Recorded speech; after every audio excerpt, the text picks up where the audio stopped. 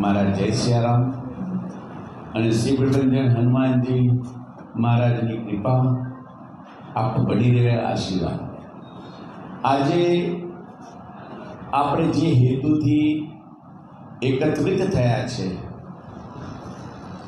એ હેતુ માત્ર સનાતન ધર્મ અને આ વિશ્વની અંદર આપણી ભારતીય સંસ્કૃતિની અંદર પરમાત્માનું કેવું પ્રભુત્વ છે એની એક ચર્ચા માટે ભેગા થયા છે કે નહીં કે પ્રતિસ્પર્ધા માટે। કોઈ સ્પર્ધા નથી કે કોણ મોટું કોણ નાનું, સ્પર્ધા વગરની વાત આપણે કરીશું।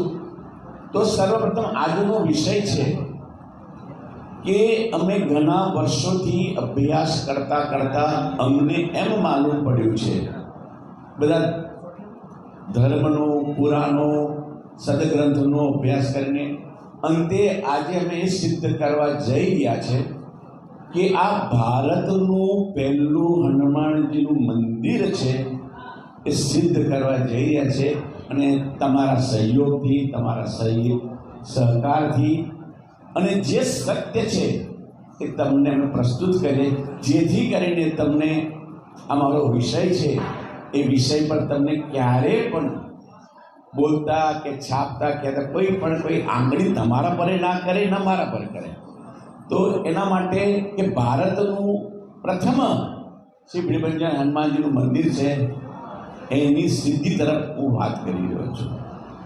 તો સર્વપ્રથમ કે ભારતમાં અનેકો હનુમાનજી મહારાજના મંદિરો છે, તો આ પ્રાધાન્યતા શ્રી વિઠ્ઠલજન હનુમાનજીને જ કેમ આપવામાં આવી રહ્યું છે?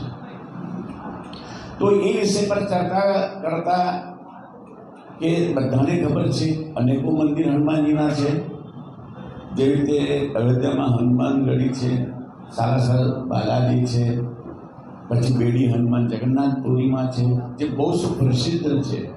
ગુજરાતમાં સારંગપુરનું પણ હનુમાનજીનું મંદિર છે। પણ આ બધાથી વિશેષ કઈ તત્વ છે, એની મહાનતા શું છે એ માટે હું કહું છું।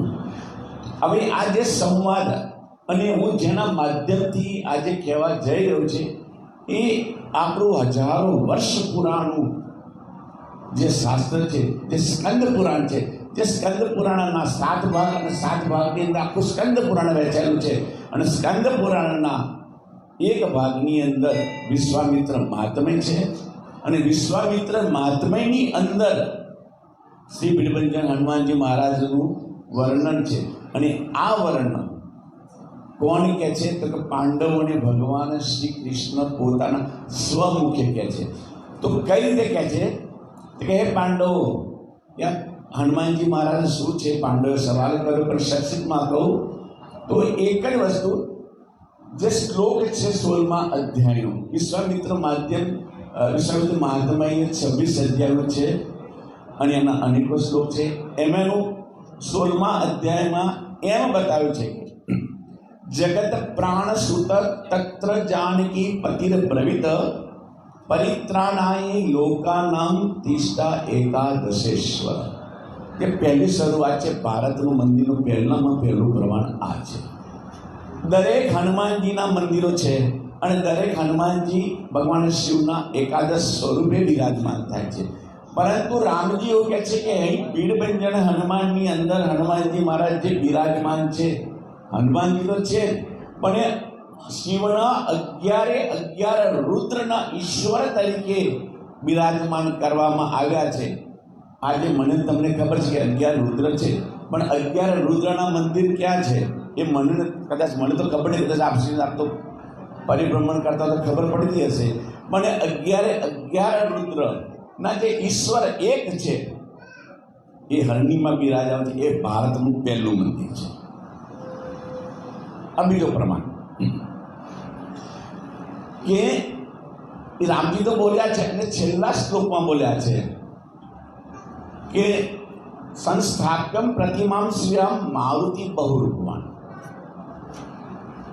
હવે અહીં આગળ ઘણી ચર્ચાઓ અમે પહેલાં અમારા વડીલો, પાજીતો, સાધુ, સંતો, શ્રુતિ, પુરાણ બધા ઘણી વાતો કરી, પણ આજે સિદ્ધિ તરફ અમે જઈ રહ્યા છે। સંસ્થાપ્યમ પ્રતિમામ સ્વીયમ, એનો અર્થ એ થાય કે આ હનુમાનજીની મંદિરની પ્રતિમા છે એ કોઈ સ્થાપિત નથી કરી, ભૂમિમાંથી પ્રગટ પણ નથી થઈ, તો કઈ રીતે છે? તો કે સંસ્થાપ્યમ પ્રતિમામ સ્વીયામ, રામજીએ જે આજ્ઞા આપી, રામજીની આજ્ઞા અનુસાર હનુમાનજી ત્યાં જ ઊભા રહ્યા. સ્થાપના નથી. 16મા અધ્યાયમાં 5મો શ્લોક, સંસ્થાપ્યમ પ્રતિમામ સ્વીયામ મારુતિ બહુ રૂપવાન.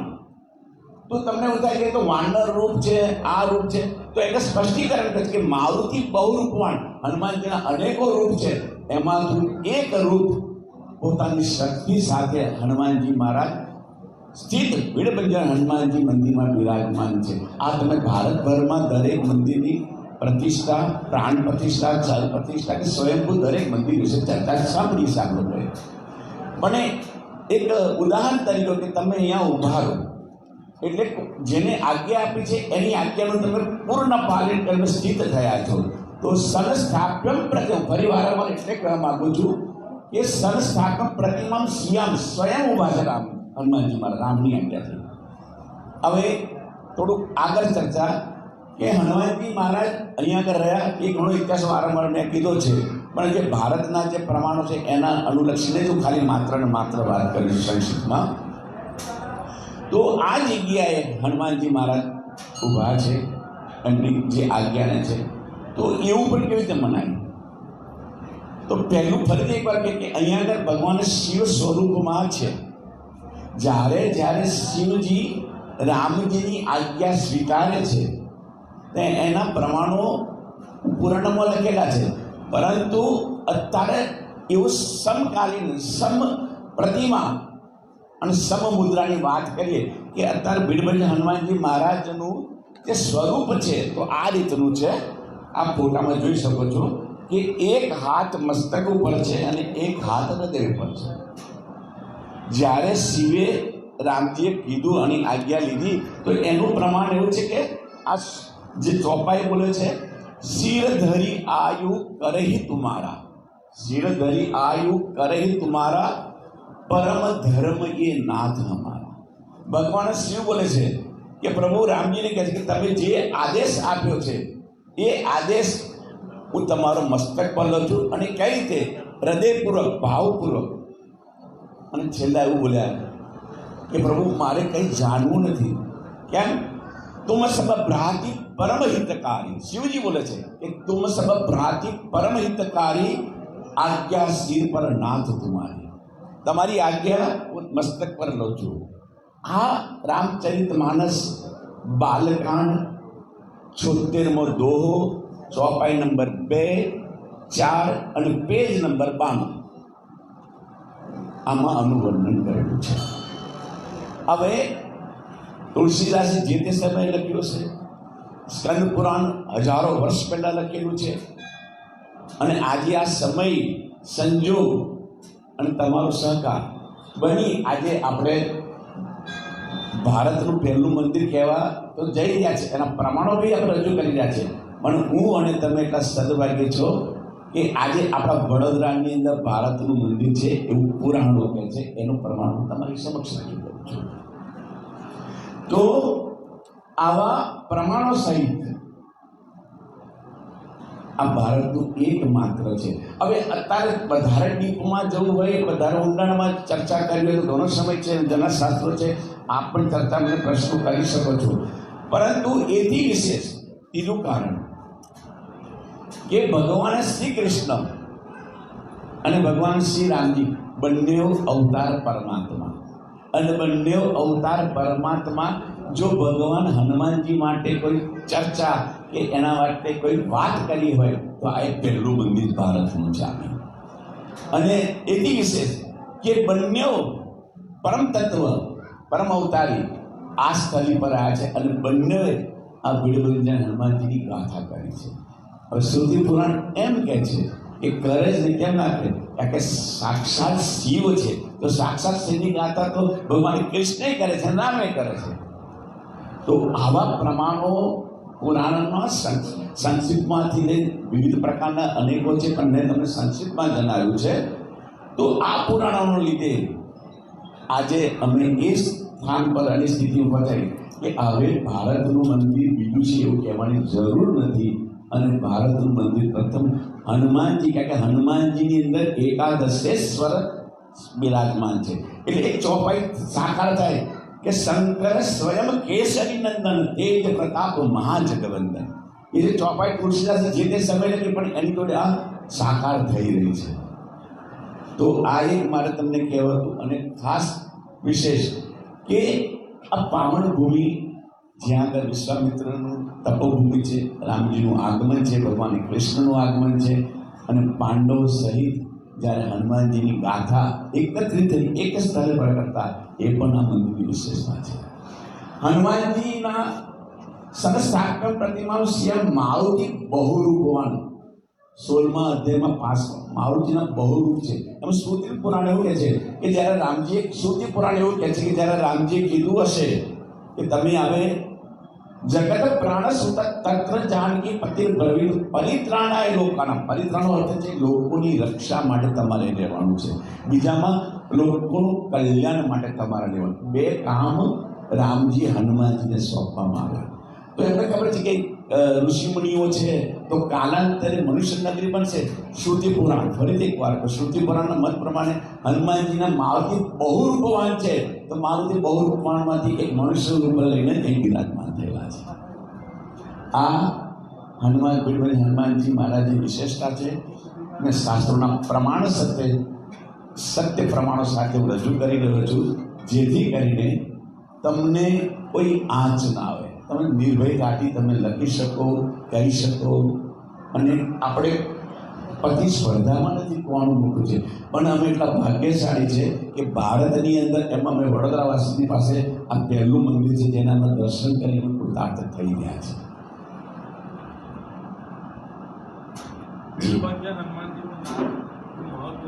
જી ઓકે.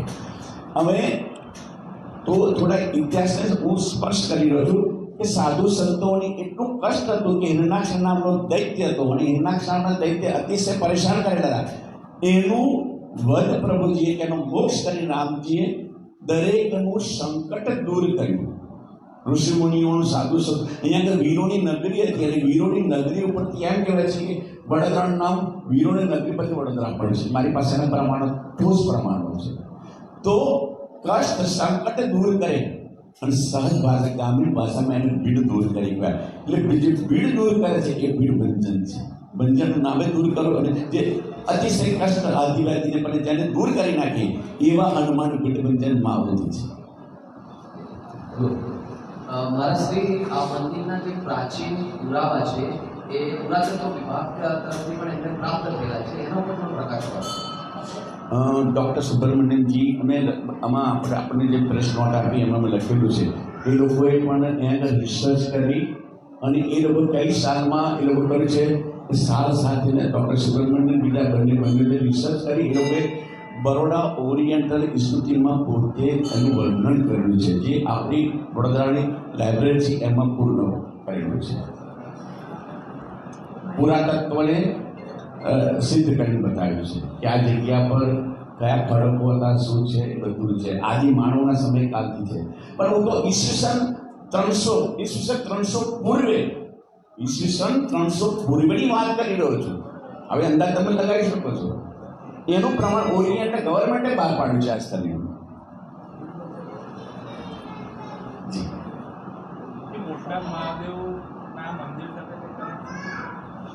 જી હા. હવે આના ઇતિહાસ એક લક્ષ્મીશંકર મણિશંકર શુક્લાજીએ પણ આપણા વડોદરાના છે, અને એમની લાઇબ્રેરી ઘંટિયાળામાં અતિ પહેલાં બહુ વિદ્વાન હતા. એમની પોતાની અંદર વર્ણન કર્યું છે, અને એક મણિશંકર ભટ્ટ ગદ્ય અને પદ્યમાં એમને લખ્યું છે. તો ગદ્ય પદ્યમાં લખવાનું એવું લખ્યું છે કે પ્રભુશ્રી એમને લખ્યું છે. સ્કંદ પુરાણની પાસે મારી પાસે એટલી માત્રા નથી મળી કે એનું પ્રમાણ નથી મળ્યું, પણ મણિશંકરે પોતાના ગદ્ય પદ્યની અંદર વિશ્વામિત્ર મહાત્મા સાથે જોડી એમને કીધું કે રામજી ભગવાન શિવનું દર્શન કરી, તે પૂજા કરી અને જે યુદ્ધ કર્યું છે, એવું પણ 76 નંબર પેજ પર લખ્યું છે. જી જી જી મોટના મહાદેવના દર્શન કરે એ મણિશંકરજીએ લખેલું છે. મણિશંકર પંડિત યસ જી જી આજે બોલો. ઇતિહાસ એવું કહે છે કે આપણા દરેક મંદિરો પર હુમલા થાય છે ત્યારે આપણે રક્ષા કરવાની આપણી અહીંયા કેવી તૈયારી ધારો કે કોઈ જગ્યાએ હુમલા થાય તો આપણું મંદિર પરિસરને આજુબાજુના ઘરની રક્ષા કરવી એના માટે આપણી તૈયારી કેવી છે? અત્યારની કાલની વાત કરો છો? કદાચ યુદ્ધ ચાલુ થયું છે ને એટેક થાય તો આપણી મંદિરની તૈયારી કેવી? વાહ વાહ. તો આપણી મંદિરની તૈયારી માટે એક વ્યક્તિત્વ કોઈ રક્ષા નહીં કરી શકે. ઘણા બધા છે. હા, પણ જો સનાતનતા જાગૃત હશે, તમારી ભક્તિ હશે, તમારી શ્રદ્ધા હશે અને દ્રઢ વિશ્વાસ હશે, તમે આગળ હશો તો તમારી સાથે પરમાત્મા જોડે રહેશે, તો દુનિયાની કોઈ તાકાત આપણે મંદિરોને આપણે સનાતનનો કંઈ વિધ્વંસ કરી શકે.